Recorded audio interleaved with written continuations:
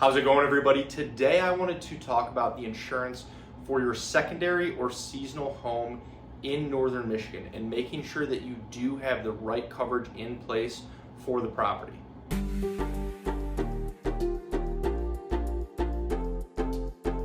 Thank you for stopping by. My name is Brian. I'm an independent insurance agent based here in Michigan, Metro Detroit specifically, and I work with businesses on their commercial insurance programs as well as helping families and individuals with their personal insurance, their home, their auto insurance as well. My goal with this channel is to pass on a little bit of educational information to you so that you can make more informed decisions around your insurance and then overall help answer any questions that you might have. So let's get into them. And before we get too far into the video, I do want to invite you to subscribe to the channel, and if you find this video helpful, useful, anything like that, please feel free to like and share it with anyone else as well. One of the first and most important things is to make sure that your home is classified correctly with the insurance company.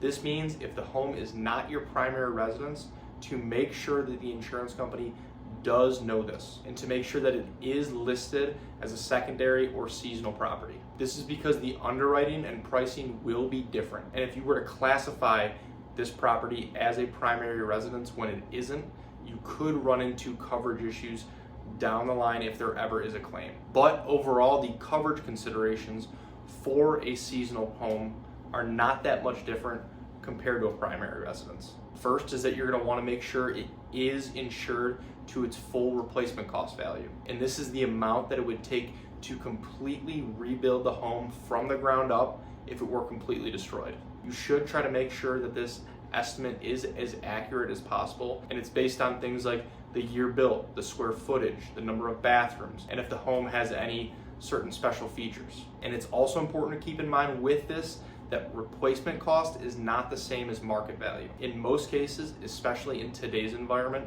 the replacement cost is not the same as the market value.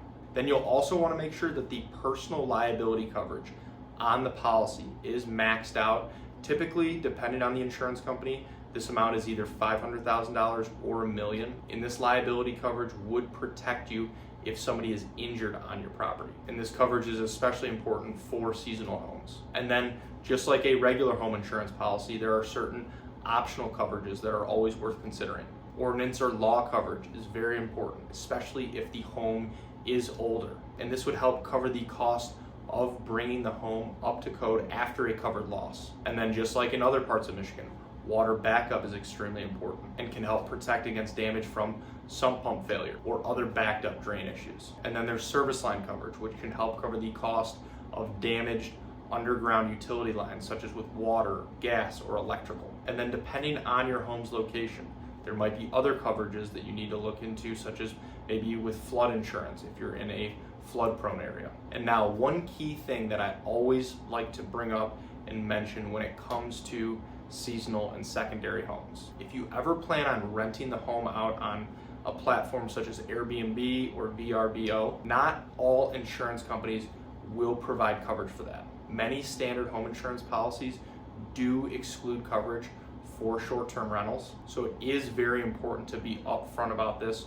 when you are looking to get coverage in place or maybe going to review your current policy. You may need to work with a specific insurance company that does allow short-term rentals, or potentially see if there are specific coverage endorsements that you can get added onto the policy. And then also important to note, if your secondary home is a condo, to make sure that you have loss assessment coverage on the policy. This would help cover your portions of any special assessments that your condo association might have for you after a claim that happens to the association, such as with damage to any shared areas or maybe a liability claim against the association.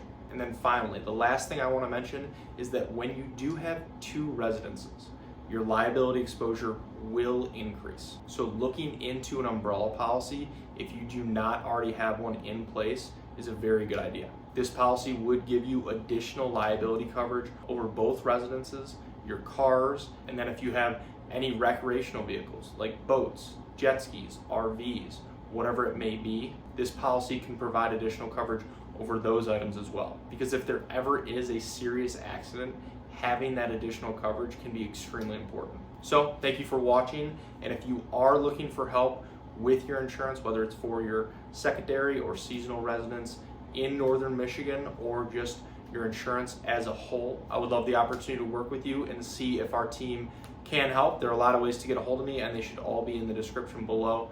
Please feel free to text, call, email, fill out a contact form, whatever is easiest. And if you have any other questions about insurance, please feel free to reach out directly or leave them in the comments below. I would love to help answer those as well. So thank you again.